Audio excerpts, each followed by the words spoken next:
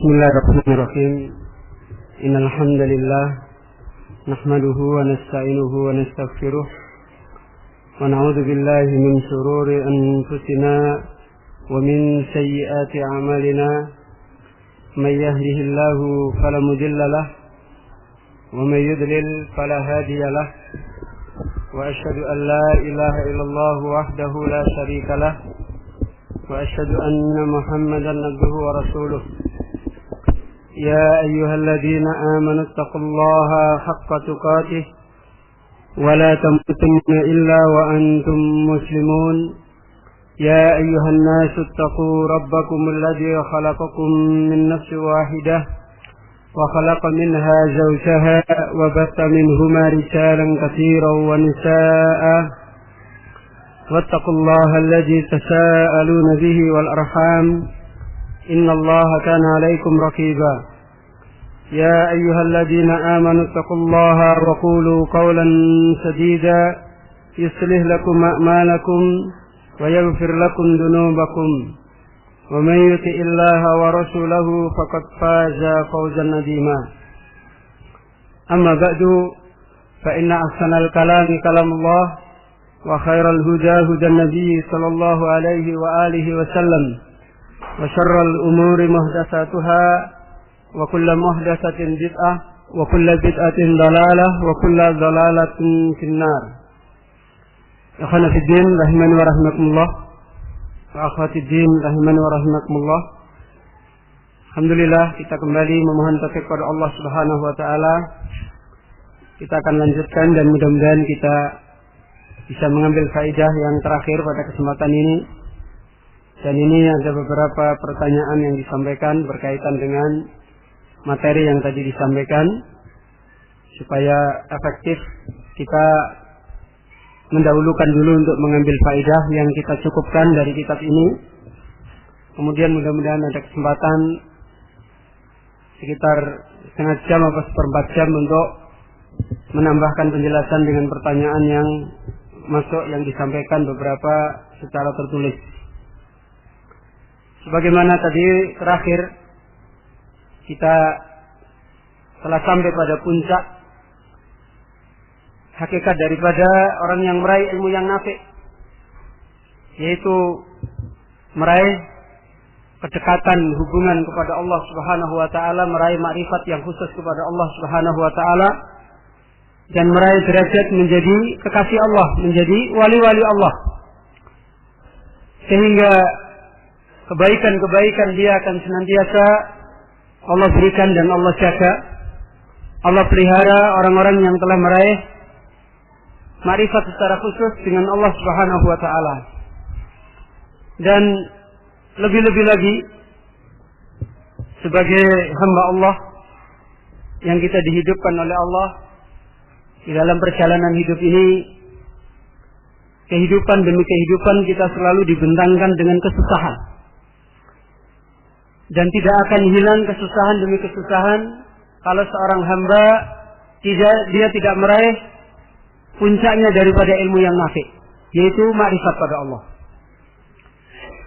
Manakala hamba meraih makrifat kepada Allah dengan ilmunya yang nafi', maka dia akan diantarkan meraih kebaikan di dalam hidupnya sejak dari dunia sampai di akhirat. Dan hakikat kehidupan yang Allah berikan kepada manusia pada hambanya akan selalu manusia itu dirundung kesusahan. Putusnya kesusahan ini manakala dia telah meraih makrifat kepada Allah. Di dunia lebih-lebih lagi sudah menjadi ketentuan Allah SWT bahwasanya dunia seperti yang diterangkan oleh Imam Ibnul Qayyim dalam kitab Ighathatul Lahfan. Salah satu hikmah Allah menciptakan dunia penuh dengan berbagai macam masalah, penuh dengan kekurangan, penuh dengan berbagai macam fitnah adalah agar seorang hamba memahami di dunia ini bukan tempat tinggalnya. Di dunia ini adalah setiap saat dengan kejadian-kejadian dia harus meraih pemahaman, dia tidak akan mungkin bisa tenang secara zahir dalam kehidupannya. Dan kebahagiaan yang dijanjikan oleh Allah kehidupan di dunia bukan kebahagiaan dalam pengertian perkara yang zahir. Tidak lain adalah kebahagiaan manakala hati hamba meraih kedekatan makrifat kepada Allah Subhanahu wa taala. Ini sebagaimana beliau Al-Hafidz Ibnu Rajab mengutip sebuah riwayat, kembali kita tambahkan sebuah perkataan yang sangat bagus dinasihatkan kepada Imam Fudail bin Al-Ayyad. Qalat Saghwanatu li Fudail, berkata Saghwanah kepada Fudail, wal abdu la yazalu yaqa'u fi sajaida wa kharbin fid dunya. Ketahuilah, seorang hamba dihidupkan oleh Allah di dunia ini akan selalu terus menerus dia mengalami terjatuh masuk di dalam kehidupan yang penuh dengan sajaid. Akan selalu ditimpa kepayahan, tidak akan berhenti. Ini dunia. Kemudian apa? Wakar, dan akan selalu dirundung dengan kesusahan. Selalu dirundung di dalam kehidupan dunia. Ini sudah sunnah di dalam qada dan qadar Allah di dunia. Siapapun tidak bisa menghindar dari ini. Tidak akan bisa orang itu menghindar dari sunnah yang terjadi ini. Lebih-lebih lagi wafil barzah. Di alam barzah, kehidupan yang tidak ada lagi penolong, tidak ada lagi teman. Sudah jelas manakala kita mendengar berita-berita tentang kehidupan alam barzah, bahwasanya kehidupan di alam barzah juga penuh dengan berbagai macam kehidupan yang susah. Demikian juga wafil mawaqif. Kehidupan nanti ketika orang di padang mahsyar. Belum final kehidupan itu. Di alam barzah belum final. Di padang mahsyar, di yaumul mahsyar, pada hari manusia dikumpulkan oleh Allah semua, juga di sana terdapat kepayahan. Sebagaimana dalam riwayat, matahari didekatkan, manusia dibanjiri dengan keringatnya, dan manusia berlari mencari syafaat dari dunia, di alam barzah, di alam mahsyar. Allah timpakan berbagai macam keadaan yang menyusahkan. Maka diterangkan oleh beliau kepada Fudail al-Ayyad, fa idza kana bainahu wa baina rabbih ma'rifatun khassatun kafallahu. Apabila antara hamba dan antara Rabbnya, kalau hamba dengan Allah itu punya hubungan ma'rifat yang khusus, punya kedekatan hatinya kepada Allah yang khusus, maka Allah yang menjamin. Inilah jannatul dunia. Dan itulah jannah yang Allah berikan di alam barzah dan di yaumul mahsyar, maka hamba akan ditolong oleh Allah. Tapi kalau hamba itu jauh dari ma'rifat kepada Allah, maka semua yang dialami hanya kesusahan. Di dunia, di alam barzah, di yaumul mahsyar. Maka kalau hamba itu punya ma'rifat kepada Allah, dia akan ditolong. Salah satu dalil orang yang mendapatkan naungan Allah pada hari tidak ada naungan kecuali naungan Allah, itu orang yang punya ma'rifat kepada Allah. Ya, orang yang ketika dia sendiri mengalir air matanya karena takutnya kepada Allah Azza wa Jalla, ini orang yang ditolong. Maka kalau orang punya ma'rifat khusus kepada Allah Azza wa Jalla, di dunia dia senantiasa hatinya dilapangkan, di alam barzah diluaskan tempat kuburannya, dan di yaumul mahsyar dia ditolong pada saat orang mengalami kesulitan. Dan kesudahannya insyaallah akan dimasukkan oleh Allah pada kehidupan yang paling menenangkan dia selama-lamanya, yaitu di jannahnya Allah Subhanahu wa taala. Maka kesimpulan orang yang meraih ilmu nafi' yang besar disimpulkan oleh Al-Hafidz Ibnu Rajab Al-Hambali, fal ilmu nafi'u ma arafa bainal abdi wa rabbahu ma bainal abdi wa rabbih wa dalla alaihi khatta rabbahu wa wakhaddahu wa anisa bihi wastakha min qurbihi wa abidahu ka'annahu yarahu. Dan ilmu yang nafi' adalah ilmu yang dapat memahamkan, menjadikan seorang hamba ma'rifat antara dia dengan Allah. Itu ilmu yang nafi'. Buahnya yang paling besar akan menjadikan hamba memiliki ma'rifat kepada Allah, sehingga hamba itu mengenal Rabb-nya yang paling besar dalam hidupnya adalah mengenalnya dia kepada Allah. Itu yang paling besar dalam hatinya. Hatinya penuh dengan ma'rifat pada Allah. Kemudian wa wahadahu, Akhirnya hamba ini hanya hidup mentauhidkan Allah. Kemudian wa anisa bihi. Dia selalu gembira dengan Allah. Gembira dengan Allah. Gembira dengan apa yang diperintahkan oleh Allah, apa yang datang dari Allah, apa yang Allah takdirkan, apa yang Allah timpakan, dia tidak pernah susah dengannya. Dengan syariat Allah, dengan qada-qadar Allah, dengan semua yang Allah berikan pada dia, maka dia anisa, dia gembira. Dia gembira dengan keadaan yang ada pada makhluk, dia gembira dengan keadaan yang ada pada Allah Subhanahu wa taala. Ini buah puncak daripada orang yang meraih ilmu yang nafi'. Kemudian wastaha min qurbi. Dan dia mengambil hidup, dia mengambil kehidupan ini, yang paling mendasar dalam hidupnya adalah bagaimana dia selalu dekat dengan Allah. Selalu merasa dekat kepada Allah Azza wa Jalla wa abidahu, dan dia gunakan hidupnya untuk beribadah pada Allah ka'annahu yara. Seperti dia melihat Allah Subhanahu wa taala. Ini puncak. Itulah martabat ilmu yang nafi', yang paling tinggi di dalam diri ini, yaitu ikhlas. Dia meraih derajat kehidupan yang hatinya dimakmurkan dengan marifat kepada Allah Azza wa Jalla. Maka kehidupannya tidak pernah seperti yang Allah sebutkan dalam Al-Quran, inna awliya Allahi la khawfun alaihim walahum yahzanun. Nggak ada keluh kesah kehidupannya. Semua dia gembira dengan apa yang Allah berikan. Ini kehidupan orang yang meraih marifat kepada Allah Subhanahu wa taala. Ikhwanuddin, hal ini disimpulkan kembali oleh beliau Al-Hafidz Ibnu Rajab, fasya'nu kulluhu fi anna al-abda yastadillu bil ilmi ala rabbih. Maka pokok dari kesimpulan semuanya orang yang meraih ilmu nafi' ini, seorang hamba dengan ilmunya dia menjadikan dalil, dia mengambil dalil untuk kemudian dia meraih derajat makrifat antara dia dengan Rabb-nya. Ini ciri ilmu yang nafi'. Jadi dengan ilmu itu dia meraih tingginya martabat dia di dalam makrifat kepada Allah. Faya'rifuhu, maka dia mengenal Allah di dalam hidupnya dengan pengenalan yang tinggi. Fa idza arafa rabbahu faqad wajadahu minhu qariban. Manakala dia mengenal Allah dengan makrifat yang khusus tadi, maka dia akan selalu mendapati Allah adalah qarib. Dia akan selalu mendapati Allah adalah qarib, zat yang maha dekat. Yang selalu kebaikan-kebaikan dia dikabulkan oleh Allah Azza wa Jalla. Wa mata wajadahu qarib, manakala dia telah mendapati Allah itu dekat dari dia, qarraba ilaihi, maka hamba itu mendekatkan diri pada Allah terus menerus. Wa ajaba du'aahu, dan Allah selalu mengabulkan doa-doanya. Kebaikan-kebaikan dia selalu diberikan oleh Allah Azza wa Jalla.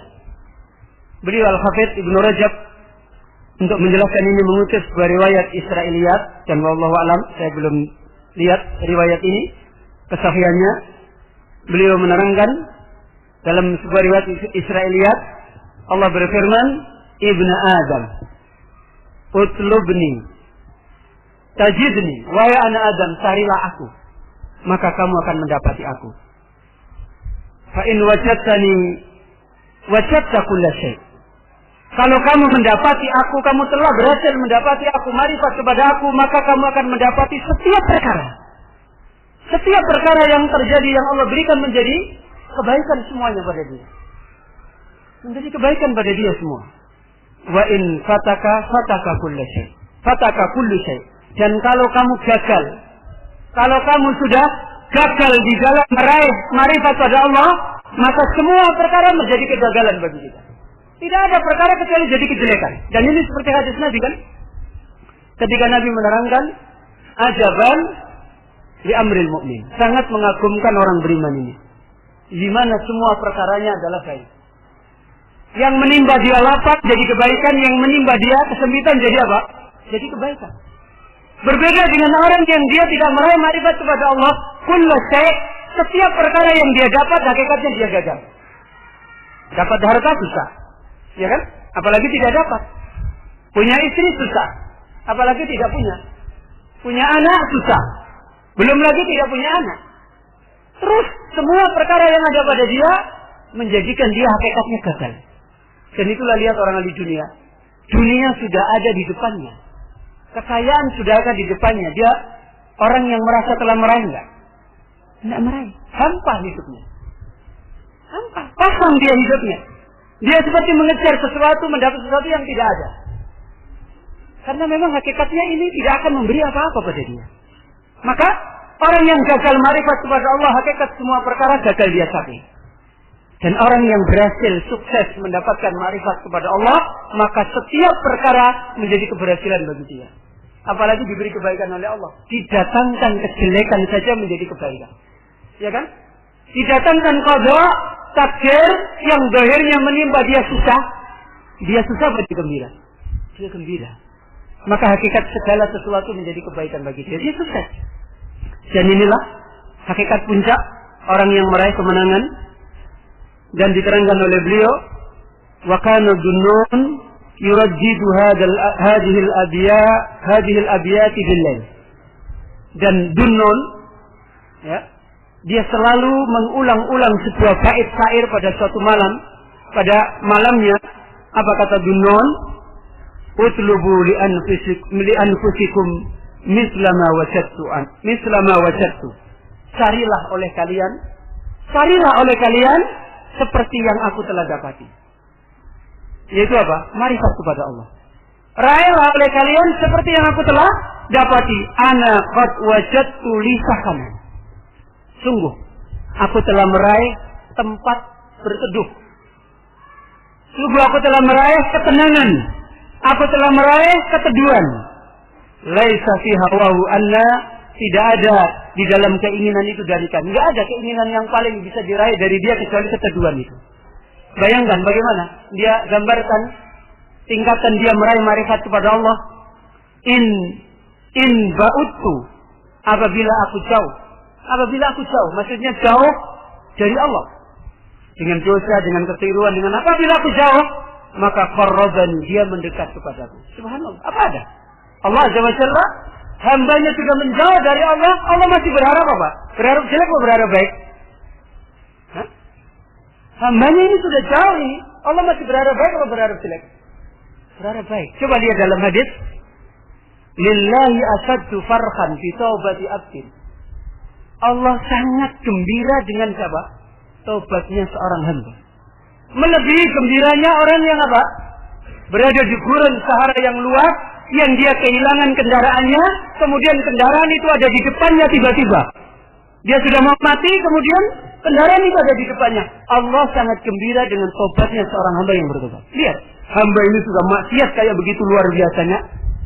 Bagaimana? Allah masih mengharapkan dan Allah gembira kalau dia apa? Dia bertobat. Ini hamba. Dia sudah maksiat saja, Allah masih memberikan luasnya rahmat kepada hamba itu bagaimana dia kembali. Allah lillahi asaddu farhan fi taubatil abdi. Allah sangat gembira sekali dengan tobatnya hamba. Ini dan ini Allah Subhanahu wa taala. Yang dimana diterangkan oleh Dunnun, kalau aku jauh darinya, dia mendekatkan kepadaku. Au qarabtu minhu dana, atau kalau aku dekat pada Allah, maka dia lebih dekat lagi. Inilah kesuksesan manakala orang itu ma'rifat kepada Allah. Ikhwan fillah, maka disimpulkan oleh beliau yang terakhir, wa man fatahu hadzal ilmu nafi waqa'a fil arba. Siapa yang dia telah gagal meraih ilmu yang nafi, maka otomatis dia akan terjerumus di dalam 4 perkara allati ista'adha biha Nabi sallallahu alaihi wasallam. Yang Nabi telah berlindung dari 4 perkara.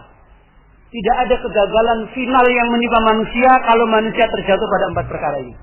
Yaitu apa? Hidupnya tidak meraih ilmu yang nafi. Terus apa? Akhirnya apa?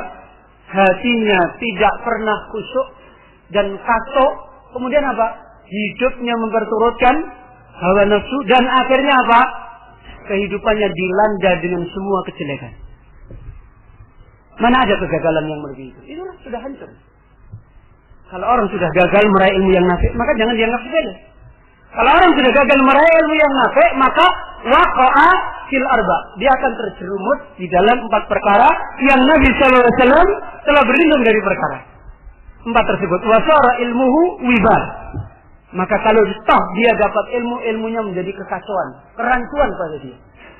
Dia tidak bisa mendapatkan keteguhan dalam hidup, ketenangan. Wa hujjatan alaihi, dan ilmunya malah menjadi dalil membantah keadaan dia, bukan menjadi ilmu yang dia bisa berpegang dengannya. Ini keadaan kalau orang sudah terjatuh. Falam yantafi bihi, dan dia tidak bisa mengambil manfaat darinya, li'annahu lam yahsa' qalbuhu li rabbih. Kenapa? Karena hatinya tidak bisa khusyuk kepada Rabbnya. Akhirnya tidak mendapat manfaat. Walam tasba' nafsuhu minad dunya. Dan karena hatinya tidak pernah puas dari kehidupan dunia, bal zada 'alaiha khirsan wa laha talaban. Bahkan tambah hari, tambah gila, tambah terfitnah dengan dunia, dan tambah keras mengejar dunia. Dan tambah tersiksa. Orang yang mengejar dunia dan tidak henti-hentinya, kata Ibnu Qayyim, dia tersiksa pada 3 keadaan. Tersiksa ketika dia sedang mencari, tersiksa ketika sedang dia berhasil meraih dunia, tersiksa ketika dunia pergi dari dia dan pasti pergi. Tersiksa selamanya. Dan akan menjadi orang paling sengsara. Bahkan sudah mati di kuburan saja, dia masih tersiksa dengan dunia. Mana dalilnya? Dia sudah mati di kuburan, masih tersiksa dengan dunia. Mana dalilnya? Sesungguhnya mayat diadab dengan apa? Dengan apa? Tangisannya orang yang ada di dunia. Padahal dia sudah mati di kubur. Karena dunia yang dia tidak bisa mendapatkan kebaikan, dia sudah mati, orang yang di bumi itu nangis, dia diadab. Ini fitnah kalau orang tidak berhasil meraih ilmu yang nafi. Kemudian puncaknya apa? Walam yusma' du'auhu, dan doanya, keinginan-keinginannya tidak pernah didengar. Subhanallah. Bagaimana manusia? Sementara seberat biji sawi dari kebaikan, manusia tidak bisa meraihnya kalau Allah tidak mengizinkan. Kalau sudah orang tidak pernah didengar oleh Allah Azza wa Jalla kebaikannya, apa penyebabnya? Diterangkan oleh beliau, li'adam imtisalihi li awamir rabbih. Karena dia tidak pernah bisa melaksanakan perintah Allah. Kenapa tidak bisa melaksanakan? Karena hidup memperturutkan apa tadi? Nafsunya. Makanya berat dia melaksanakan perintah Allah. Kenapa? Karena nafsunya lebih kuat. Kenapa nafsunya lebih kuat? Karena ma'rifatnya kepada Allah sangat rendah. Takutnya kepada Allah sudah tidak ada. Ini keadaan manusia. Wa adamu istinabihi lima yasfituhu wa yakrahuhu. Maka dia tidak menjadi orang yang bisa menjauhkan perbuatan yang Allah benci dan yang Allah murkai. Hada in kana ilmuhu ilman yumkinul intifa'u bihi. Kata beliau, ini kalau ilmu yang dia dapat hakikatnya ilmu yang bermanfaat. Jadi padahal ilmunya yang dia dapat ilmu apa? Ilmu nafi. Ketika hatinya tidak khusyuk, nafsunya tidak tasbah, maka terjadilah fitnah pada dia. Padahal ilmunya nafi. Karenanya Yahudi kan? Yahudi secara zahir ilmunya yang dia bawa ilmu nafi enggak? Ilmu nafi. Lalu kemudian gimana kehidupan Yahudi? Ditimpakan bencana oleh Allah. Kenapa? Hatinya tidak khusyuk pada Allah. Hidupnya tidak mau tunduk kepada Allah karena memperturutkan apa? Memperturutkan nafsunya. Dan demikianlah para ulama su, para orang-orang alim yang su, yang jahat, yang kehidupannya dengan ilmunya bukan untuk ma'rifat kepada Allah, tapi untuk mencari kehidupan selain Allah Azza wa Jalla. Ini yang menjadi fitnah.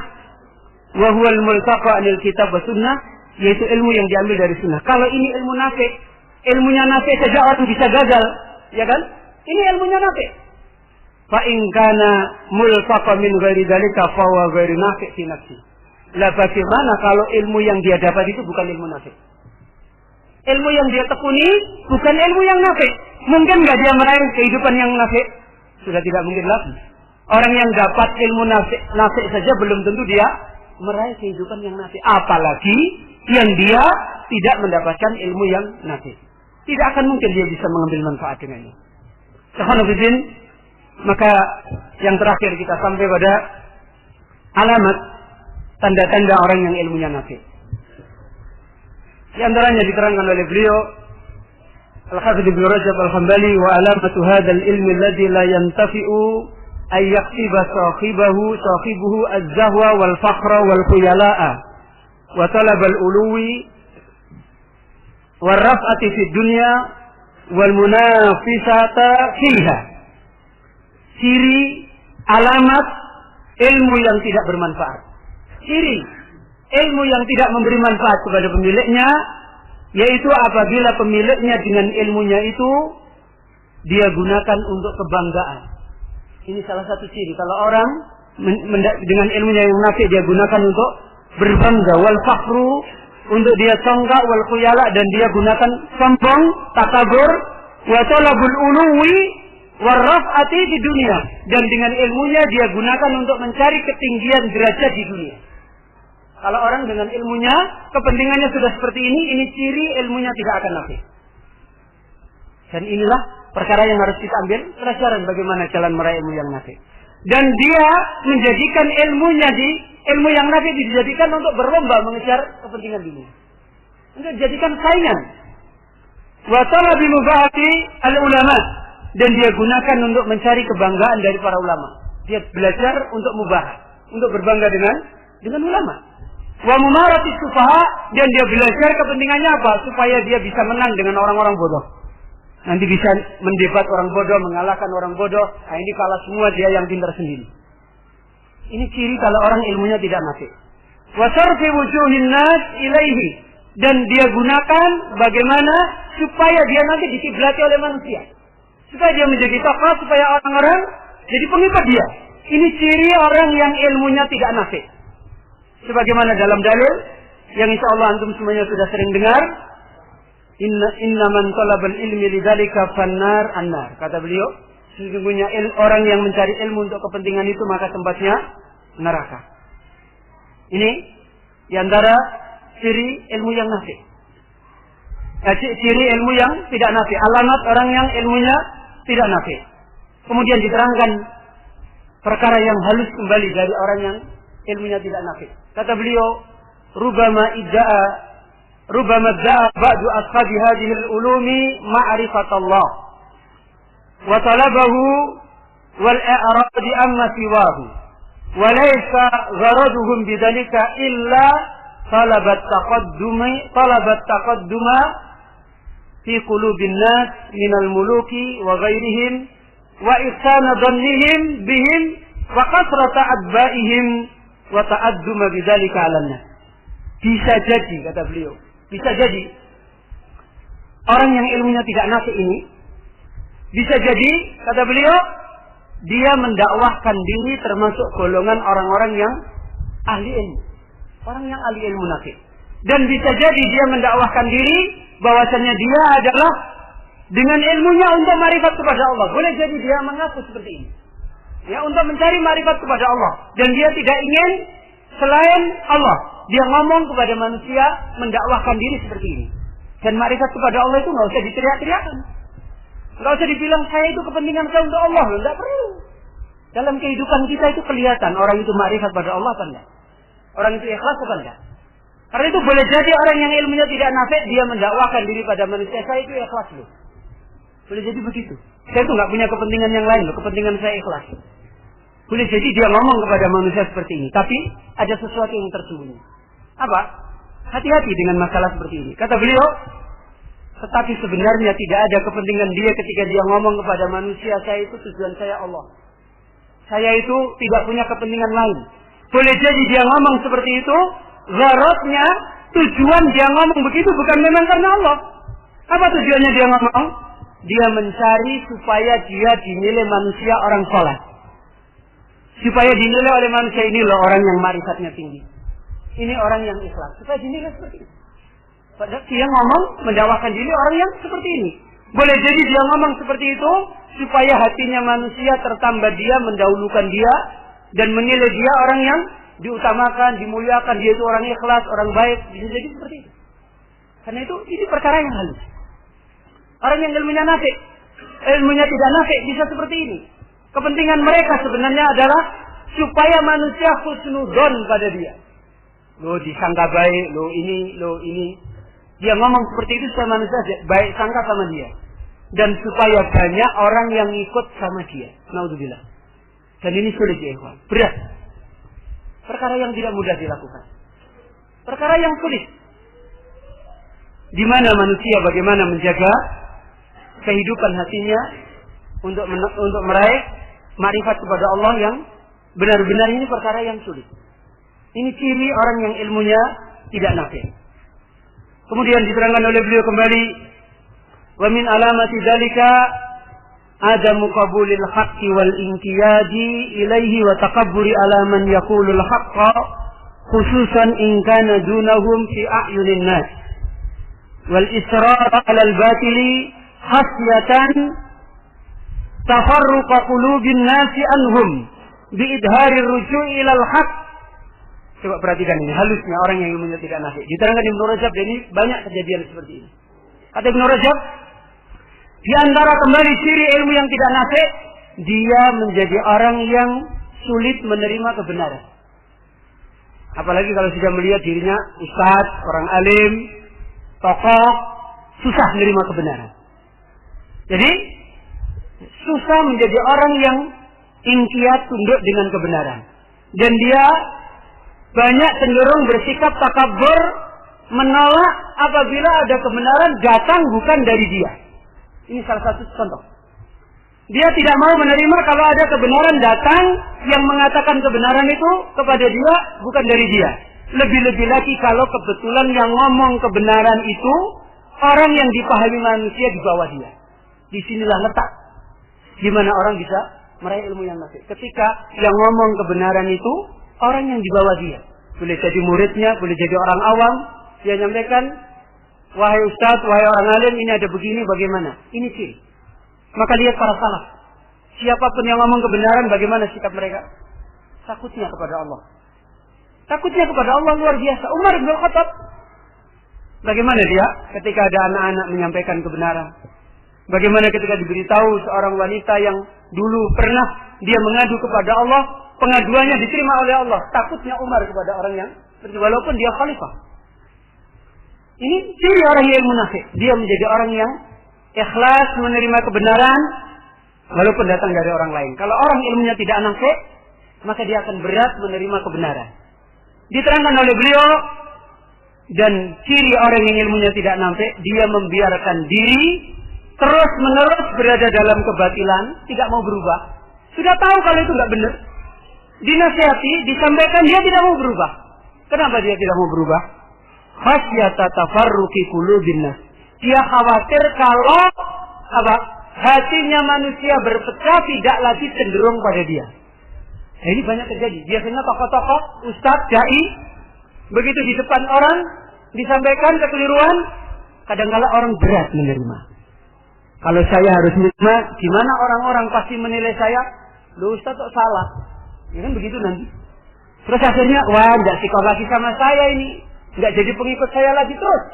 Fitnah ini adalah terjadi pada orang-orang yang ilmunya tidak nafi. Dia takut, makanya dia membiarkan diri, walaupun salah, biarlah supaya manusia kelihatan dia baik, tidak ada salahnya dan ikut dia terus. Ini fitnah yang sangat dalam. Jadi ini ciri orang yang ilmunya tidak nafi. Dia membiarkan diri dalam kesalahan walaupun sudah jelas kebenaran datang. Kenapa? Khawatir manusia tidak condong lagi pada dia kalau tahu dia pernah salah. Padahal ulama-ulama kita dulu bagaimana? Mereka tidak pernah malu walaupun mereka itu di hadapan manusia seorang imam besar disampaikan tidak bisa menjawab, mereka tidak pernah malu. Dan dia tidak mikirin apa? Orang mau ikut dia atau tidak ikut dia, bukan dipikirin. Imam Syafi'i rahimahullah pernah suatu ketika di dalam majelisnya yang banyak manusia, ada orang yang bertanya pada Imam Syafi'i. Dan Imam Syafi'i terdiam hampir setengah jam. Diam. Dia tidak bisa menjawab.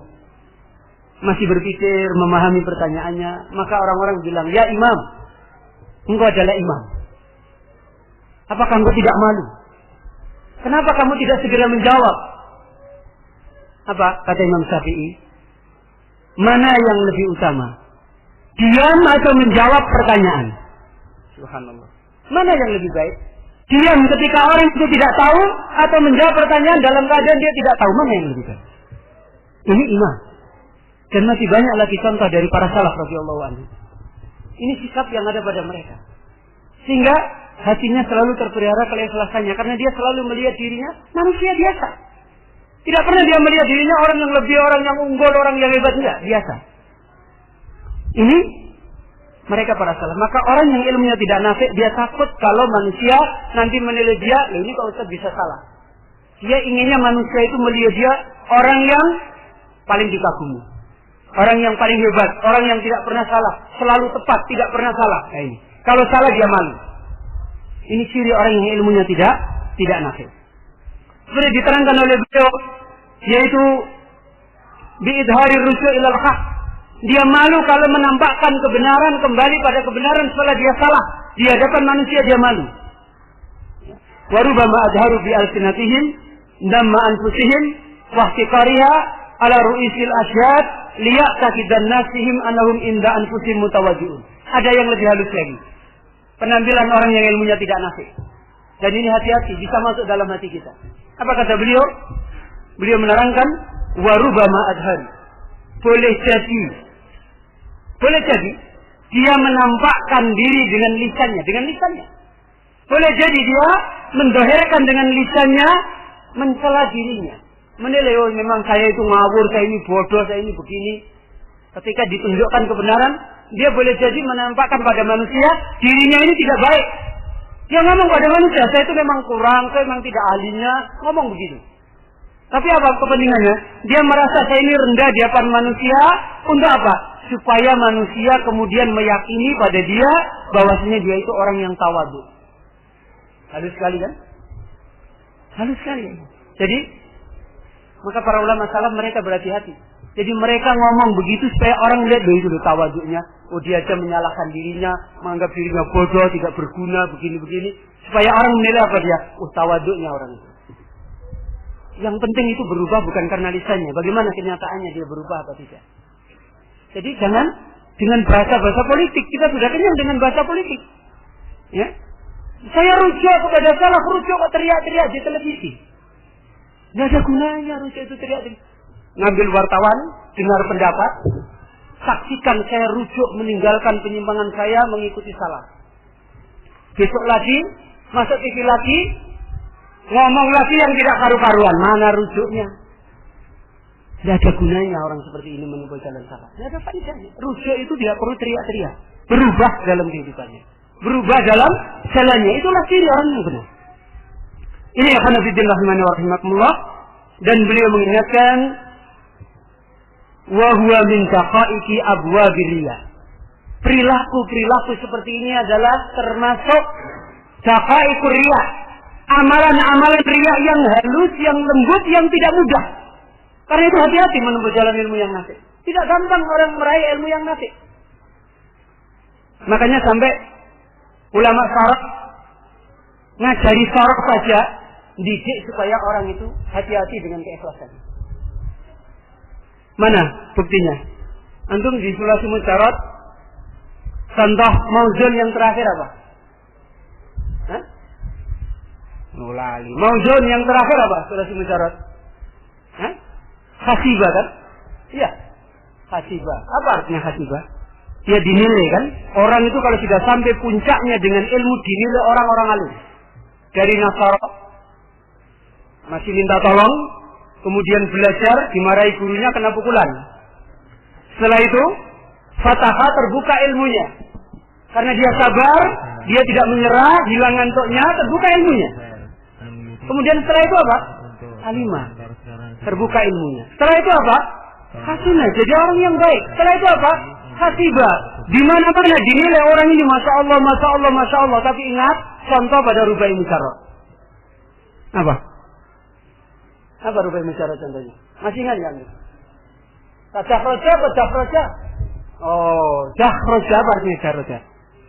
Jatuh, tergelincir, hati-hati. Orang kalau sudah awam itu bahaya besar. Ya. Pintu riya itu sangat terbuka lebar-lebar sekali. Maka lihat contohnya jahroja. Hati-hati kalau gelundung. Kalau orang Jawa dulu gitu gelundung. Hati-hati kalau jatuh. Orang alim kalau sudah jatuh, subhanallah. Fitnahnya besar. Ini ikhwanuddin. Jadi ulama itu dari dulu, hatta dia mengajari saraf, mengajari nahwu, memberi nasihat. Bagaimana memelihara masalah? Imam Malik ketika menerangkan bab fa'il, beliau menulis bab bait syair yang sangat bagus, yang bisa dimaknai makna ilmu nahwu dan bisa dimaknai makna ma'rifat kepada Allah. Apa kata Imam Ibnu Malik? Wa yarfa'ul fa'ila fi'lun udmira. Coba diterjemah. Wa yarfa'ul fa'ila fi'lun udmira. Gimana maknanya? Kalau secara ilmu nahwu gimana? Fa'il, tahu fa'il enggak? Fa'il itu terkadang dirofakkan oleh fi'il yang fi'ilnya itu disimpan. Jadi kadang ada fa'il, tapi fi'ilnya itu disimpan. Nah, itu banyak di dalam kalimat Arabiyah. Jadi fa'il, fi'ilnya disimpan. Wa yarfa'ul fa'ila fi'lun udmira. Tapi kalau dimaknai dengan makna ilmu ma'rifat kepada Allah apa? Wa yarfa'ul fa'ila fi'lun udmira. Allah akan mengangkat derajat orang yang berbuat, yang perbuatannya itu dirahasiakan. Ini nasihat para ulama. Allah akan mengangkat derajat orang yang beramal, tapi amal kebaikannya itu dirahasiakan. Maknanya apa? Dia pelihara supaya tidak terjadi apa? Riya. Ini masalah yang bukan main-main. Meraih ilmu yang nafi itu tidak mudah. Tidak mudah meraih ilmu yang nafi itu. Maka berhati-hati ya, jangan sampai kita terjatuh kepada pintu-pintu dafaiqu riya yang menjadikan ilmu itu tidak nafi. Kemudian diterangkan lebih lanjut oleh Imam Ibnu Rajab Al-Hambali wa ahlul ilmi nafi. Sekarang ahli ilmu nafi.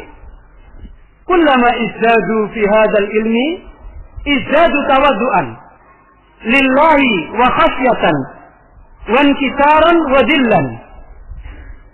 Ahli ilmu nafi, tatkala ilmunya bertambah, bertambah hari, bertambah banyak ilmu yang dia pelajari, maka izdadu fi hadzal ilmi tawaddu. Maka dia akan bertambah dengan ilmu ini, tambah tawaddu, tambah khusyuk, tambah mudah mentaati Allah, tambah mudah mengendalikan hawa nafsunya. Itu kalau ilmunya bertambah. Jadi bukan tambah tidak berubah. Orang bertambah ilmunya mesti tambah berubah, baik, tambah salih. Itulah ilmu yang nafi.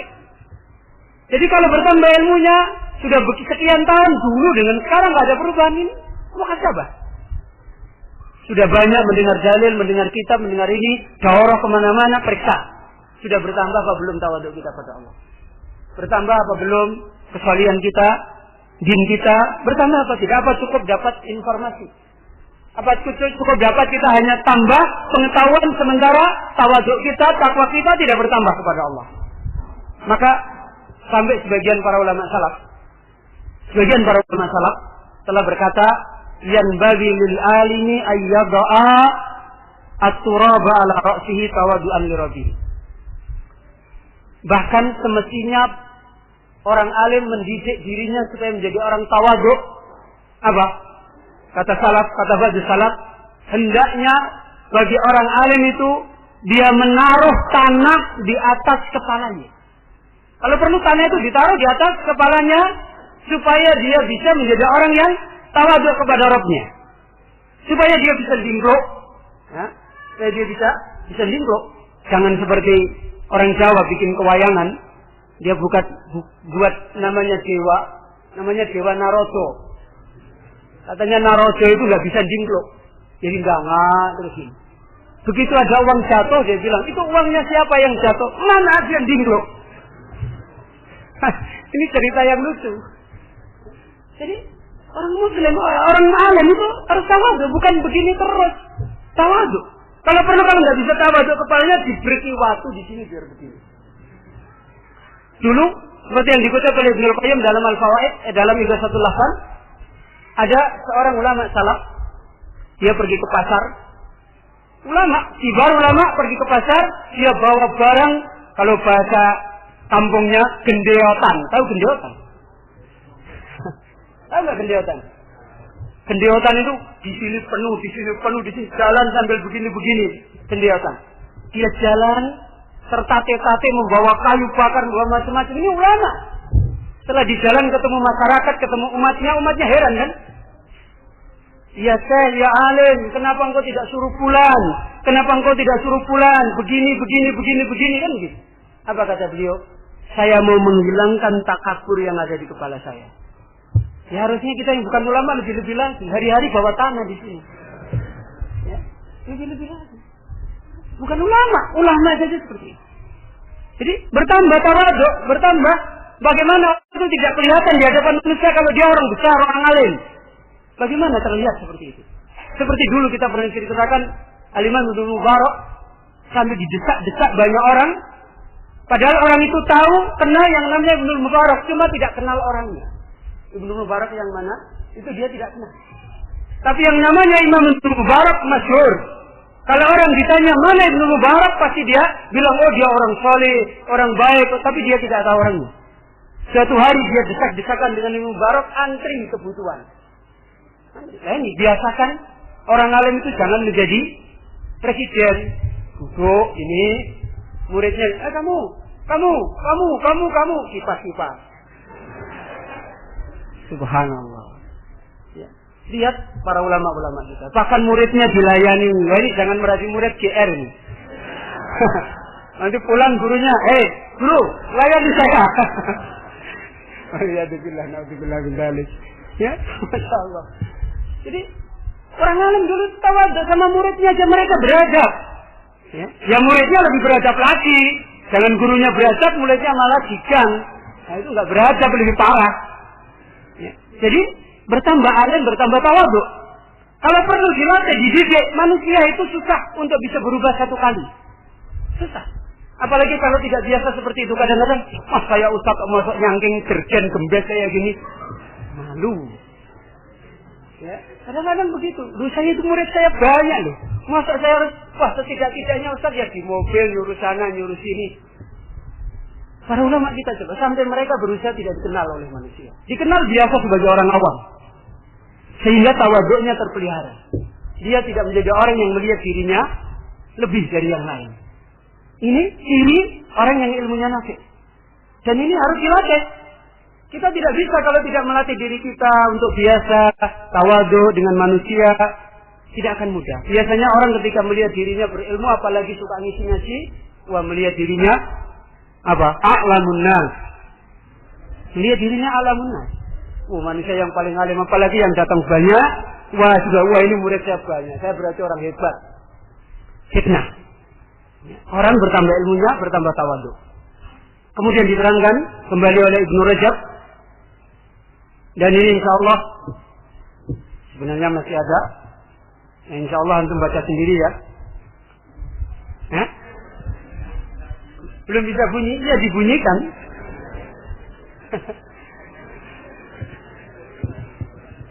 Siapa yang bilang belum bisa bunyi coba? Bisa bahasa Inggris nggak? Enggak, saya tanya, bisa bahasa Inggris nggak? Dikit-dikit. Bisa matematika nggak? Matematika pinter, IPA pinter, ini pinter. Lah kok kebutuhan hidupnya yang menjadikan bahagia, orang muda apa-apa nih, guyang-guyu senyum. Tidak merasa sedih, nggak merasa, masih ya nyaman-nyaman aja itu loh. Nggak punya ketersinggungan yang berat. Yang nggak tahu orang sekarang itu nggak punya ketersinggungan yang berat. Subhanallah. Gimana? Harusnya sedih. Kok saya ini orang Islam kok dengan bahasa Islam aja plonga-plongo. Masya Allah, waliyadzubillah.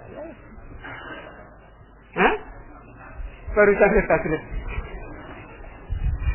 Masya Allah. Tasrif baru rampung-rampung lagi. Subhanallah. Masya Allah.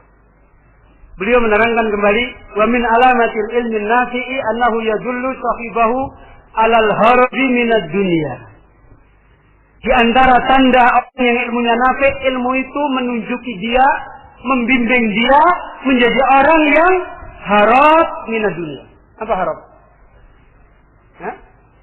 Berpaling, tidak mempunyai selera tinggi dalam masalah dunia. Saya itu pernah dikritik anak saya. Wah, kalau orang seperti habis semua ya nanti jadi kolot semua. Tidak pernah ada kemajuan ini.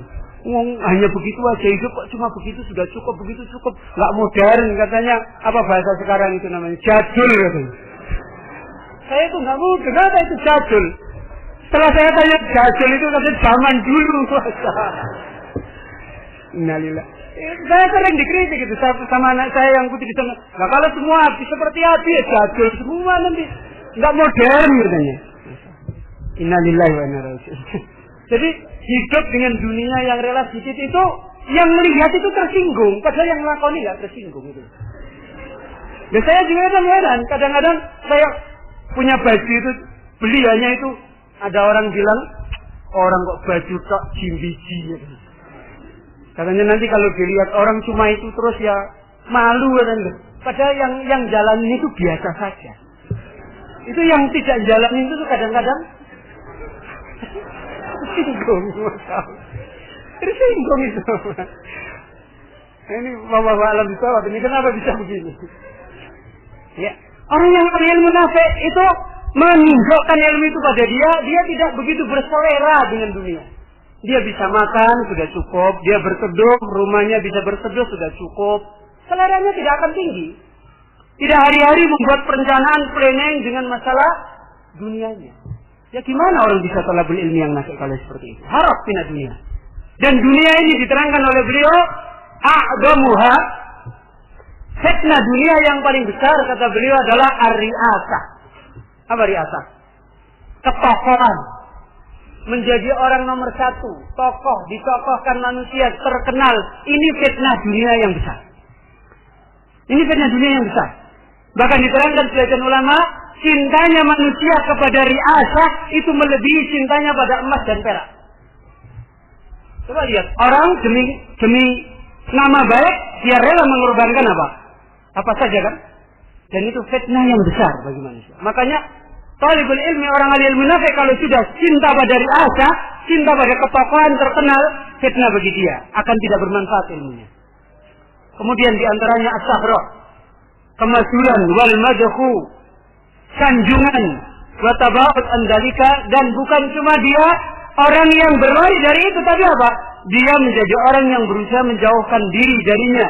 Wal istihad fi mujanibatihi, dan berusaha menjauhi dari fitnah-fitnah yang menyebabkan dia masyhur. Jadi jalan-jalan yang menjadikan dia terkenal itu berusaha dia tutupi.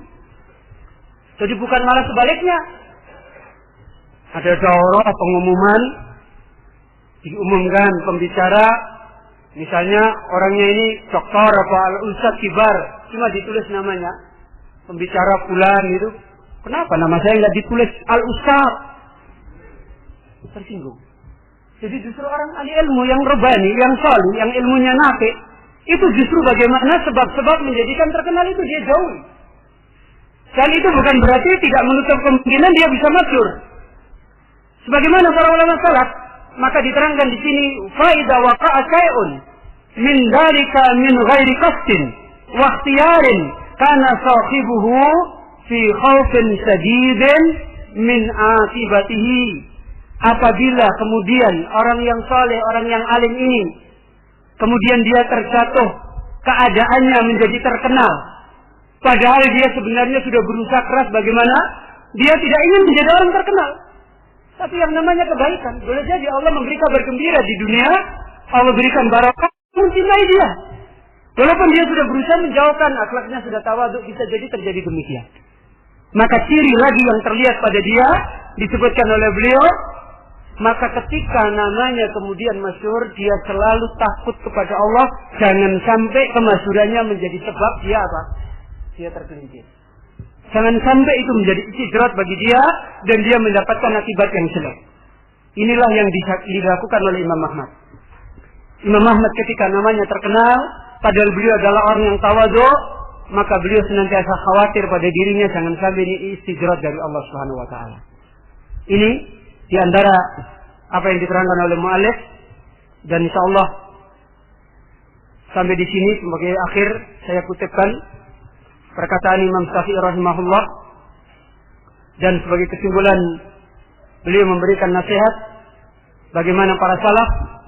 Walihada qala ba'du salaf, lamma uridu 'ala al-qada fa abahu innama ta'allamtul ilma li ukhshara bihi ma'al anbiya la ma'al muluki fa innal ulama'a yukhsharuna ma'al anbiya wal qudatu yukhsharuna ma'al muluk. Beliau mengutip perkataan ba'du salaf, ketika sebagian salaf dia dikehendaki menjadi seorang hakim, Jadi ada seorang salaf, dia mau diangkat menjadi apa? Hakim. Maka kemudian dia berkata, dia mengambil sikap apa? Fa'abahu, dia menolak. Kenapa dia menolak? Dia berkata apa? Innama ta'allamtul ilma, sesungguhnya aku belajar dengan ilmu sehingga aku diberi oleh Allah ilmu yang nafi ini adalah li'ukhsar bihi mar'iyya, supaya aku nanti di akhirat dikumpulkan dengan para nabi. Ini ciri orang yang ilmunya nafi. Para salaf. Saya belajar sehingga saya diberi oleh Allah ilmu ini, tujuan saya supaya nanti saya ditolong oleh Allah dikumpulkan di akhirat bersama para nabi. Lama al-muluk, bukan aku untuk supaya dikumpulkan dengan para raja-raja di dunia. Kemudian dianggap jadi orang alim, wah hidupnya enak, bukan itu tujuan saya. Maka fa'innal ulama, kata beliau, sesungguhnya ulama itu yukhsaruna ma'al anbiya, dia akan dikumpulkan oleh Allah bersama para nabi. Kemudian wal qudha, dan qadi hakim yukhsaruna ma'al muluk, dia akan dikumpulkan dengan para penguasa. Wala budda lil mu'min, maka nasihat Imam Al-Hafidz Ibnu Rajab, maka wajib bagi orang yang beriman min sabrin qalil, hendaklah orang beriman itu punya sifat sabar, dan sabar itu sebentar ya ikhwan. Sabar 60 tahun sampai 70 tahun itu sebentar, bukan lama. Hidup itu sebentar. Coba saya tanya, antum sudah berapa tahun umurnya? 20 tahun. Antum selama 20 tahun ini merasakan cepat apa lambat? Nah, iya, sebentar kan berarti? Sebentar. Nah, tanya itu loh, orang yang umurnya sudah 65 tahun tanya, Bapak ini hidup sudah lama.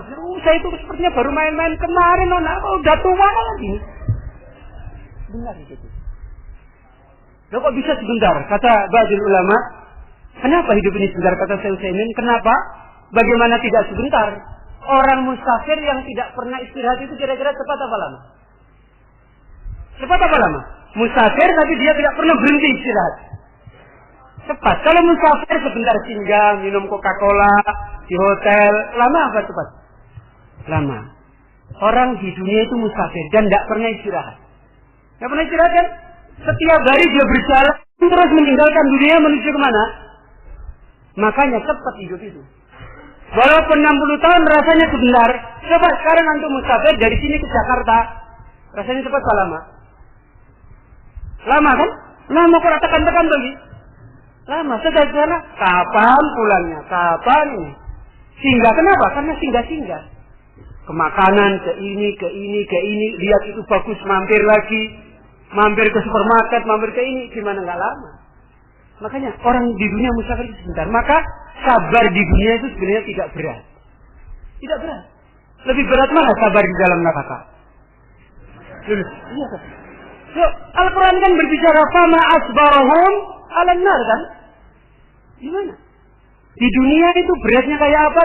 Sabar di dunia itu bukan perkara yang berat. Ya memang ketika itu kita merasakan payah. Tapi kalau kita kembalikan pada Allah lapang. Nggak ada sesuatu yang sulit. Apalagi kalau diukur nanti di akhirat. Sudah, tidak apa-apa. Ini orang yang ada di dunia. Maka nasihat beliau, bagi orang beriman, dia wajib menanamkan sabar yang sebentar.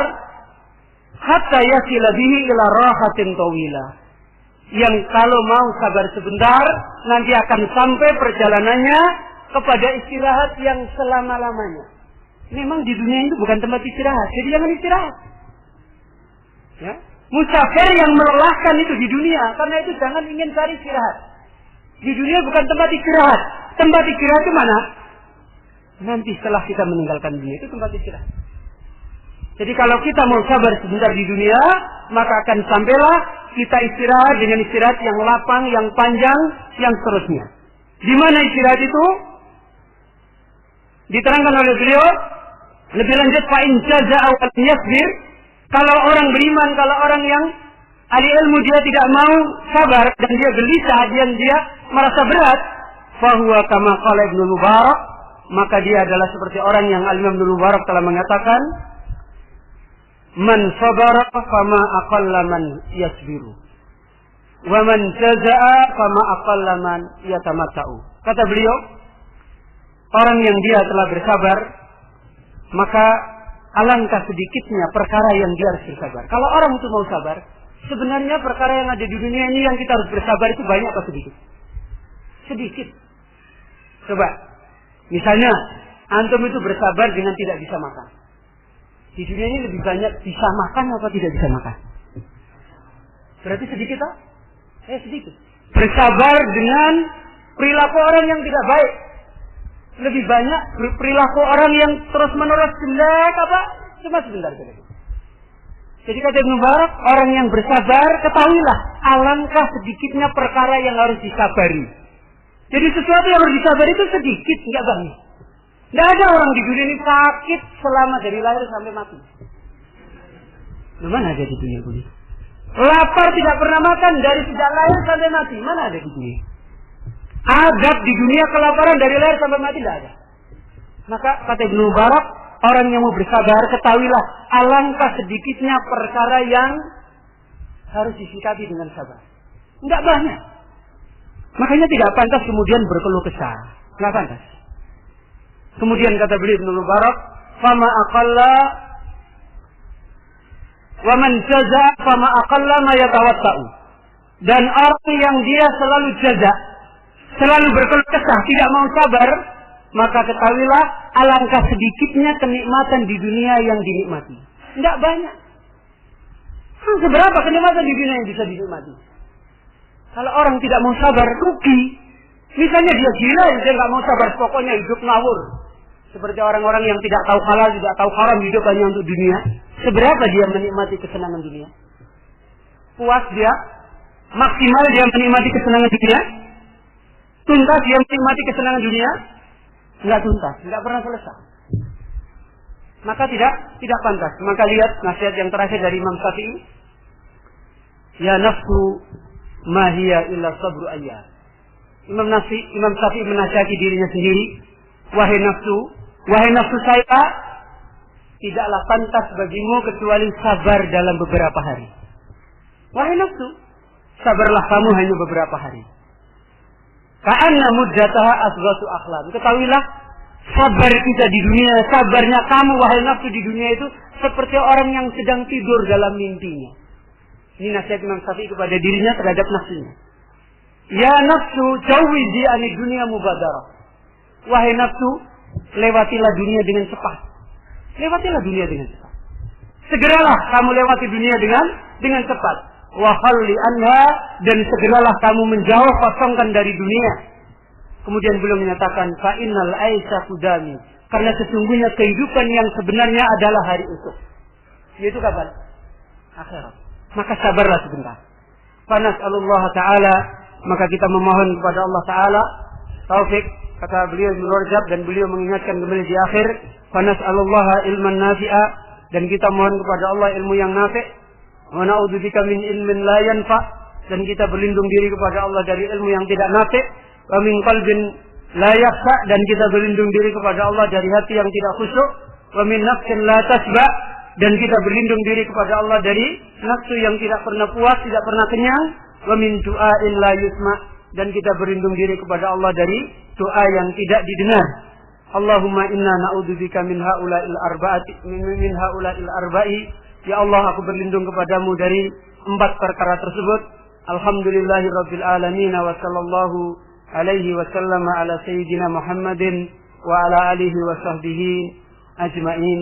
Dan inilah akhir yang disampaikan oleh beliau, dan mudah-mudahan walaupun kita tidak baca semua kaidah ini, Allah Subhanahu wa taala membukakan kepada kita jalan ilmu yang nafi' dan nasihat-nasihat dari para ulama-ulama kita yang rabbani, mudah-mudahan menjadi pelajaran pada kita semuanya. Ini ada beberapa pertanyaan, tapi waktunya hanya 4 jam, dan saya hanya bisa mengulangi yang bisa saya ulangi, dan saya mohon maaf kalau saya tidak bisa menambahkan penjelasan yang ada. Ini ada pertanyaan, Ustaz, bagaimana cara mengatasi ngantuk?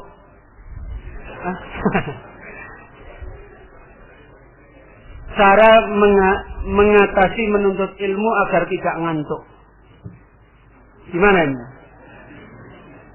Kalau penuntut ilmu sekarang minum kopi gitu. Tapi kalau saya dulu enggak. Kalau saya dulu ngapalin ngantuk, dulu enggak punya resep apa-apa. Pergi ke sumur. Di atas sumur dikasih kayu malang, kemudian saya duduk di situ sambil ngapalin. Alhamdulillah hilang ngantuknya. Iya, ini benar saya lakukan, bukan saya bohong. Dulu kalau saya ngantuk, waktu masih di pondok itu, saya cari sumur. Kemudian saya cari kayu, di atasnya saya duduk di situ sambil ngapalin. Dan itu malam-malam lampunya teplok lagi. Lampunya teplok itu lampu pakai serumbung, tahu serumbung? Kaca semprong itu loh. Ya udah. Alhamdulillah hilang ngantuknya. Sampai jam 1 malam sampai jam 2 nggak ngantuk. Ya mungkin barangkali ada yang perlu mencontoh, tafadhal.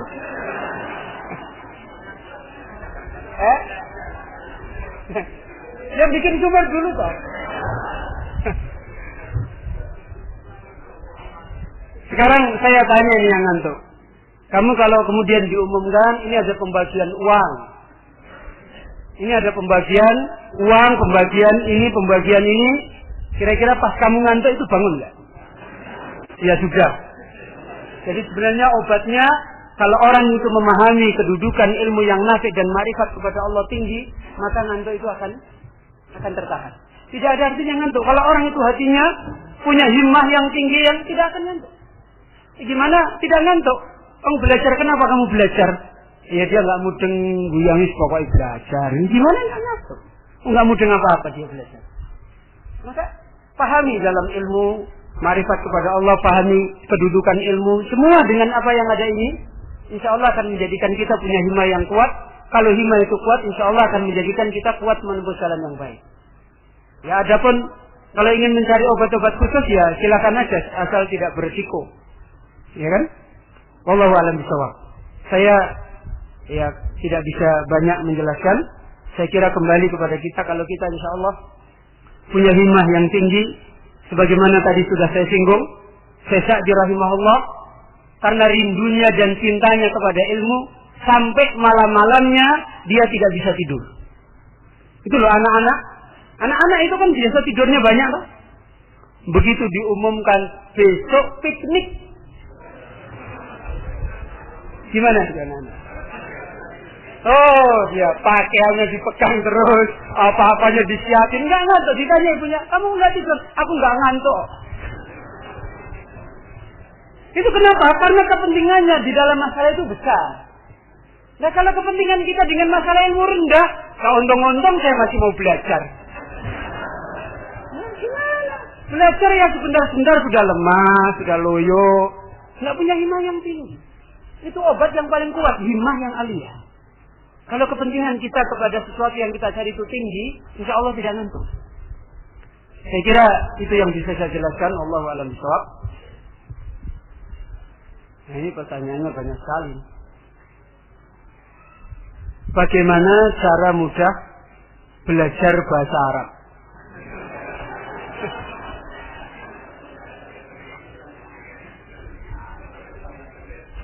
Belajar bahasa Arab itu seperti kata para ulama, su'ubah belajar bahasa Arab itu. Belajar nahwu itu su'ubah. Apa su'ubah? Sulit. Dan memang begitu. Jadi orang mudah itu dimudahkan oleh Allah. Ya, mudah itu dimudahkan oleh Allah. Dulu para orang-orang dulu belajar nahwu itu juga sulit. Sampai saya punya anak itu yang putri di sini, di rumah itu sering ngadu. Bi, kalau ustaz yang ngajar nahwu datang, aku nggak mau dengerin loh. Aku nggak mudeng gitu. Sampai anak-anak itu begitu. Ya memang asalnya ya termasuk ilmu yang sulit untuk orang itu bisa dobit. Ya kesimpulannya orang itu mudah dimudahkan oleh Allah SWT. Karena itu jihadlah kamu, jangan main-main. Orang yang jihad, Allah akan menilai jihadnya. Jihad. Kemudian dengan jihad inilah seperti yang diterangkan oleh Syekh Shalih. Dulu di dalam ayat itu tolong kan jadi terangin kan? Maka ilmu itu dimudahkan oleh Allah, seorang hamba tidak tahu. Orang kalau sudah jihad dengan baik, boleh jadi mungkin dia berpikir saya ini mungkin 10 tahun atau 20 tahun baru mudeng. Tapi ketika hatinya ikhlas, dia jihad dengan baik, ikhlas, sulit pun dia belajar, dia sabar, dia terus berusaha dengan baik, boleh jadi Allah membukakan pemahaman pada dia, dimudahkan oleh Allah, mungkin dalam waktu yang dia tidak sangka. Ilmu itu kata Syekh Shalih, fathun minallah. Memang kita belajar, tapi yang menjadikan orang itu meraih ilmu adalah Allah yang memberi ilmu dia. Makanya dulu para nabi Allah, kalau dia sulit memahami sesuatu, dia apa? berdoa kepada Allah. Allahumma allimni kama allamta Sulaiman. Ya Allah, berilah aku ilmu, ajarkan saya, pahamkan saya sebagaimana Engkau memahamkan pada Nabi Sulaiman. Maka kuatkan rojak kita pada Allah. Ya, gilirannya aja belum datang. Ya, gilirannya belum datang. Orangnya tidak sama diberi ilmu oleh Allah sesuai dengan apa yang ada pada dia.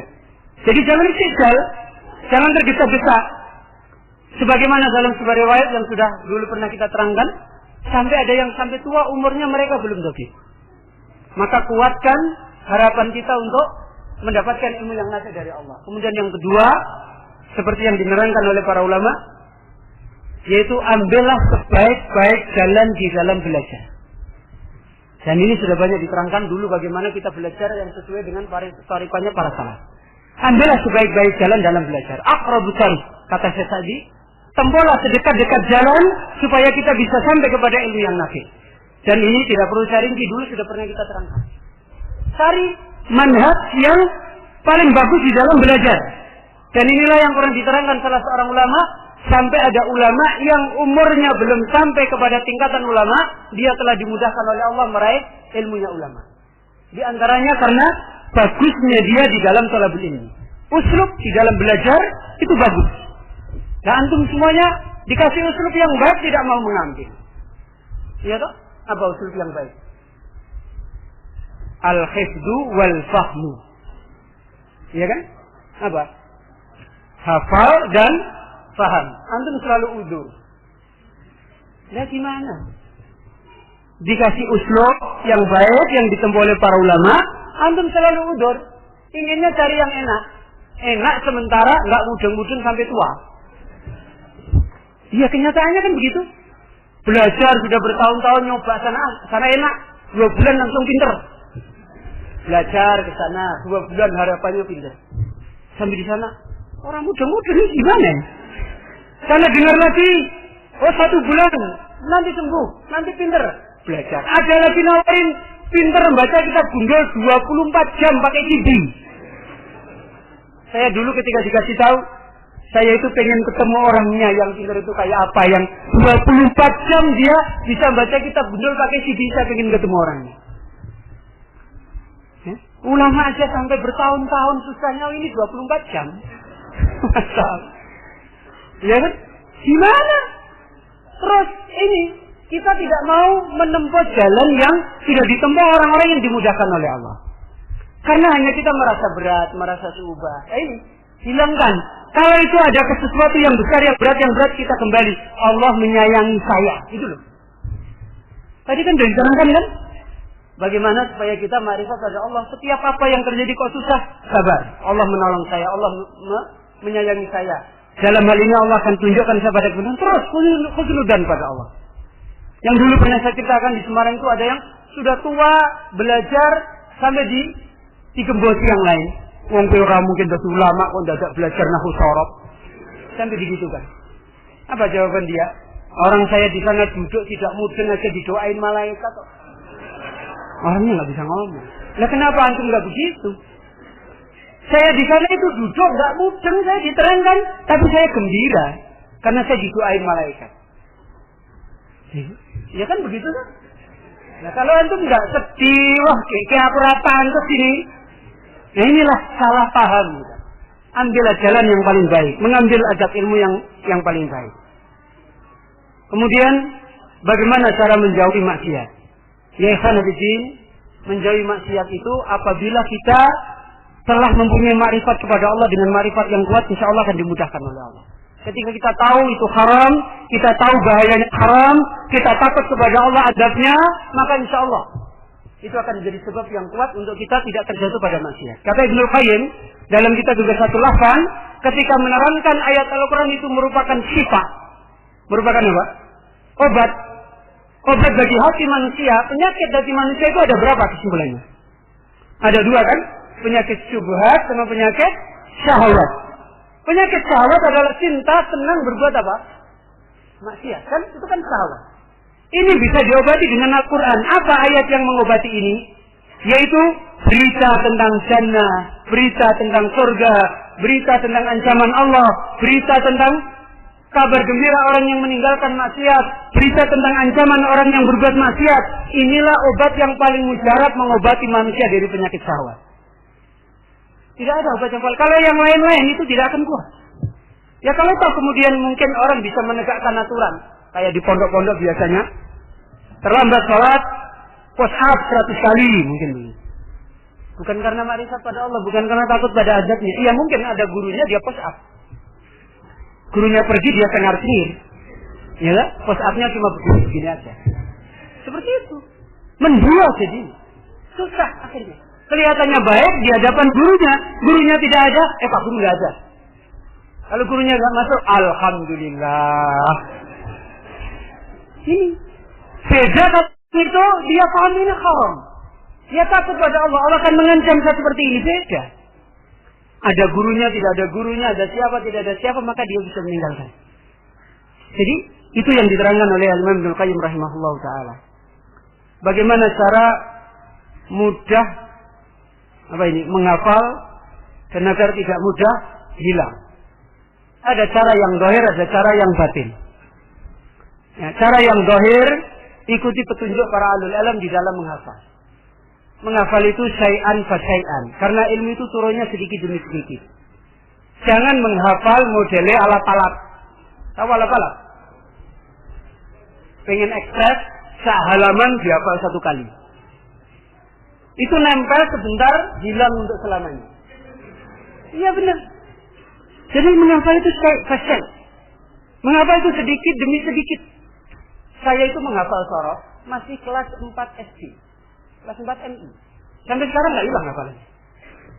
Nggak hilang. Kenapa? Ya itu dulu ditunjukin guru menghafal itu jangan langsung banyak. Loh Ustaz itu kalau gitu kan lama. Ya memang. Ya. Memang harus lama. Menghafalkan itu sedikit-sedikit. Misalnya menghafal sorof. Ya 3 aja nggak usah banyak-banyak. Fa'alu. Mudah apa sulit? Ya, kalau cuma 3 itu mudah apa sulit? Mudah. Ya yang bikin sulit, kamu menghafalkan langsung 30. Wah, ya sulit. 3 dihafal, diulang-ulang, sampai betul-betul, sudah betul-betul, baru ditambah lagi 3. Tambah lagi 3. Tambah lagi 3. Terus, nanti insya Allah akan kuat hafalannya. Kalau langsung banyak, ya hilang. Man ramal ilma jumlatan, dahaba anhu jumlah. Ini cara yang zahir. Cara yang batin, yang tersembunyi, tarkul ma'asi. Apa? Ya, jauhi maksiat. Jauhi maksiat. Seperti nasihatnya Imam Waqi' kepada Imam Syafi'i rahimahullah. Saya kira ini yang bisa saya jawab. Ya. Kemudian seperti itu tadi juga cara menjauhi riya dalam menuntut ilmu dalam ibadah. Saya masih ingat bagaimana cara menjauhi riya. Syekh Husain Al-Walisah dalam kitab Al-Ikhlas. Di antara sebab yang paling tinggi yang menolong seorang hamba bisa terpelihara dari riya adalah tingginya makrifat dia kepada Allah. Kalau orang itu punya makrifat kepada Allah tinggi, akhirnya melihat dirinya rendah apa tinggi? Rendah. Kalau sudah rendah, untuk apa riya? Apa artinya riya? Maka riya itu akan mudah untuk apa saya mengharapkan dari manusia? Manusia tidak ada harapannya apa-apa. Kalau dia melihat Allah Azza wa Jalla mengilmui dalam hatinya bahwasanya Allah adalah yang pantas untuk kita menuju kepadanya, makhluk itu tidak ada nilainya. Kenapa berharap pada makhluk? Apa sih nilainya sanjungan manusia? Apa sih nilainya pengikut yang banyak? Sebenarnya ikuti banyak, besok tahu kejelekan kita pergi, belum tentu ikut. Apalagi pada zaman fitnah ini. Imam Bukhari rahimahullah kayak apa? Imam besar kan? Begitu terdengar ada fitnah menimpa Imam Bukhari, bagaimana orang yang belajar pada Imam Bukhari? Pergi semuanya, bubar, tinggal 2 orang. Kalau orang mengharap pada manusia, apa artinya manusia? Kalau orang tinggi makrifatnya kepada Allah dan memahami tentang nilainya dunia, nilainya perkara yang itu ada pada makhluk, tidak akan dia riya. Apa sih riya yang dia? Sanjungan orang itu seberapa nilainya? Orang yang menyanjung kita sebenarnya memudaratkan kita. Orang yang menyanjung kita sebenarnya memudaratkan kita. Kelihatannya memberi manfaat sama kita. Tapi hakikatnya dia memudaratkan kita. Karena kata Ibnu Qayyim dalam kitab 21 asalnya manusia tidak ada memberi manfaat pada manusia secara murni. Kalau dia memberi manfaat kepada manusia, dia punya kepentingan yang lebih besar daripada manfaat yang dia berikan. Contoh, misalnya antum disanjung sama temennya, terus sama yang menyanjung itu antum cuekin. Tahu cuekin? Terus nyanjung karepmu, ora karepmu. Ya kamu juga nggak pernah bawain roti, iya kan? Coba kira-kira gimana kesudahan orang yang menyanjung ini? Gimana kesudahannya? Oh, kamu dikasih maki, dijelekan. Orang sudah disanjung-sanjung, tidak tahu diri, nggak tahu berbuat baik, terus nyanjungnya sekali, ngerasaninya seumur hidup. Iya, ya coba buktikan, itu manusia. Ya. Jadi sebenarnya orang beri manfaat secara zahir itu memabaratkan kita. Kalau orang tahu hakikat yang ada pada makhluk dan tahu apa yang ada pada sisi Allah, untuk apa dia mengharap pada manusia? Kalau toh misalnya terbersih di dalam hatinya, namanya manusia tidak akan aman dari fitnah, ya kan? Muncul, wah iya ya kalau disanjung kok bagus ya, terkenal ya, segera dia bisa kembali. Apa sih artinya saya meraih sanjungan? Itu bukan berarti orang yang ikhlas itu aman dari masalah itu. Mungkin akan muncul dalam dirinya, akan selalu terfitnah, tapi dia akan memeranginya ketika dia mempunyai ilmu yang benar. Apa sih artinya pujian manusia? Apa artinya riya? Kalau dia terus marifat pada Allah dengan tinggi dan mengetahui makhluk itu tidak punya nilai, tidak memberi manfaat, hilanglah sikap riya. Tidak ada artinya riya itu. Wallahu a'lam bishawab. Saya mohon maaf ini waktunya sampai jam 5 maksudnya. Loh, tambah nggak apa-apa ini kan sampai jam 5. Ya ini ada yang tanya. Ada seorang akhwat nanya ini, bagaimana caranya menghadapi suami yang lalai, malas dalam ibadah. Misalnya malas membaca Al-Quran, malas sholat berjamaah, apalagi jamaah sholat subuh. Ikhwan fillah, ya kita memahami hidup ini memang ujian. Seorang istri diuji dengan suaminya, seorang suami diuji dengan istrinya. Dan seperti itu, apa yang dikatakan oleh Mubarak, orang tidak mau sabar seberapa sih kesenangan yang bisa dinikmati. Seorang istri menikmati kesenangan suaminya seberapa? Seorang suami menikmati kesenangan istrinya seberapa? Sebenarnya tidak terlalu besar nilai daripadanya. Maka saya pernah mendapatkan penjelasan dari salah seorang alim dalam sebuah kitab, saya lupa nama kitabnya. Jadi seorang wanita, seorang istri itu punya hak untuk bagaimana mengingatkan permasalahan yang kaitannya dengan masalah maksiat yang dilakukan oleh suami. Tapi perlu dipahami agar memelihara dan menjaga kehormatan suami. Kenapa? Karena biasanya kalau dilakukan tanpa memelihara adab dan akhlak sebagai seorang istri pada suami, yang terjadi biasanya fitnah itu lebih besar. Ya, karena hakikatnya adalah suami itu adalah orang yang memimpin istri, maka menasihati orang yang ada di atasnya, berusaha mengambil cara yang paling baik bagaimana dia bisa mendapatkan kembali jalan yang benar. Dan saya kira secara umum kita sudah diterangkan oleh Allah Azza wa Jalla dalam Al-Quran bagaimana kita memberi nasihat kepada manusia. Ya ditempuh aja dengan cara itu. Itu yang paling bagus. Kemudian puncak yang paling terakhir, kalau seorang wanita selama maksiatnya itu tidak membawa kekufuran, kita sudah mengingkari di dalam hati dan kita tidak ikut bersama di dalam dia maksiatnya, kita banyak bersabar. Dan kemudian yang paling kita jaga, yang paling kita lakukan, banyaklah berdoa. Karena kadang-kala seringnya orang ingin memperbaiki kemungkaran, tapi nggak pernah berdoa. Suami ingin memperbaiki istri atau sebaliknya istri memperbaiki suami, dia tidak pernah mendoakan keluarganya. Dia tidak pernah mendoakan istrinya, mendoakan suaminya ini. Kadang-kala hanya ingin memperbaiki secara zahir, tapi tidak berharap bagaimana Allah menolong. Maka ini coba dilakukan. Banyak berdoa kepada Allah, kemudian bersabar dan nasihati dengan cara-cara yang tidak membawa tersinggung, tidak membawa fitnah yang lebih besar. Dan kemudian kalau tidak mampu, ya minta tolonglah kepada orang lain yang lebih pantas untuk bisa menasihati supaya dia bisa menasihati. Itu lebih baik. Lebih-lebih lagi kepada orang yang seorang suami ini mungkin menaruh perhatian yang baik kepada orang itu. Jadi cari suami ini misalnya dia percaya kepada seorang tertentu, maka mintalah tolong pada orang yang dipercaya suami untuk bisa menasihati. Ini cara yang paling bagus. Dan cara memberi nasihat, dilihat suami ini. Suami ini adalah orang yang sebenarnya ingin mengikuti kebenaran tapi karena lalai, atau suami ini adalah orang yang dia sudah lupa dengan tujuan perjalanan hidupnya yang benar, atau suami ini adalah penentang. Maka perhatikan. Jadi tidak bisa dipukul rata. Kalau orang yang dia sebenarnya ingin kebenaran, tapi kemudian dia khata, dia keliru, dia lalai, cukuplah sampaikan seperti yang tadi kita sampaikan, cukup sampaikan ayat, sampaikan dalil, mungkin dengan cara-cara yang baik. Dengan cara yang baik. Saya masih ingat dulu waktu pengajian di Salatiga, saya tunjukkan kejadian yang pernah ada di Semarang. Ada seorang suami, malah ini seorang suami, ingin memberi nasihat kepada istrinya, padahal istrinya ini karir, kemudian apa dia? Gundulan, tidak berjilbab. Sementara suaminya ini ngaji, ingin memberi nasihat, kemudian gimana caranya selalu tidak ketemu.